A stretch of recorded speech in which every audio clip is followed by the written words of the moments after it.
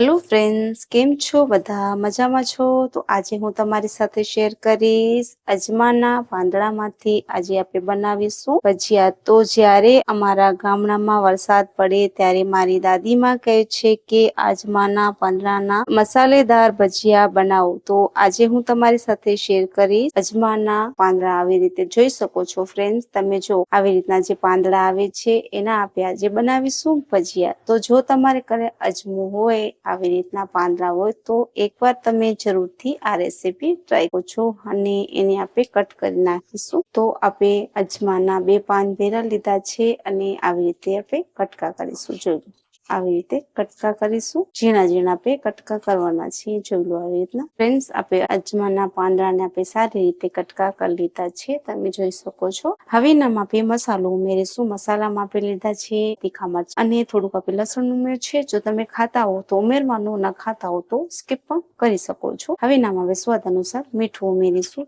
1 ચપટી જેટલી હળદર ઉમેરીશું. આખો જીરો લેવાનું છે આપણે, અને પછી આપણે બધાને મિક્સ કરીશું. આપણે 1 કટોરી જેટલું બેસન લીધું છે. આવી રીતે આપણે મિક્સ કરવાનું છે. તો જોઈ લો ફ્રેન્ડ્સ, આપણે સારી રીતે મિક્સ કરી નાખ્યું છે. હવે એનામાં આપણે પાણી ઉમેરીશું. તો આપણે 1 કટોરી લીધી છે પાણી ઉમેરવાની. જો ઓછું લાગે તો ફરીથી ઉમેરવાનું. તો આપણે સારી રીતે મિક્સ કરી નાખ્યું છે. જોઈ શકો છો તમે. આપણે આ કટોરી જેટલો લોટ લીધું હતું ચણાનું, અને આપણે સારી રીતે મિક્સ કરી લીધું છે. એનામાં સોડા ઉમેરવાની જરૂર નહીં પડે, એમ જ એટલા ટેસ્ટી, સ્વાદિષ્ટ અને સોફ્ટ થશે, અને બહારથી ક્રિસ્પી થશે અને અંદરથી સોફ્ટ થશે. તો જોઈ લો આપણે હવે એને 5 મિનિટ આપણે રેસ્ટ કરવા રાખી દઈશું. ફ્રેન્ડ્સ, આપણી 5 મિનિટ થઈ ગઈ છે અને સારી રીતે આપણે થઈ ગયું છે. જોઈ લો હવે એને આપણે કાઢી લઈશું. તો ફ્રેન્ડ્સ, આપણું તેલ ગરમ થઈ ગયું છે. હવે આપણે એનામાં ભજીયા ઉમેરીશું. તો આપણે નાની સાઈઝમાં કરવાની છે. બધા આપણે ઉમેરી નાખીશું. તો ફ્રેન્ડ્સ, આપણે ઉમેરી નાખ્યા છે, તમે જોઈ શકો છો. હવે આપણે થોડાક એને આવી રીતે વળકાવી નાખીશું. બંને બાજુ સારી રીતે આપણા ભજીયા પાકી જાય. અને ફ્રેન્ડ્સ, એકવાર તમે જો ટ્રાય કરશો ને તો તમને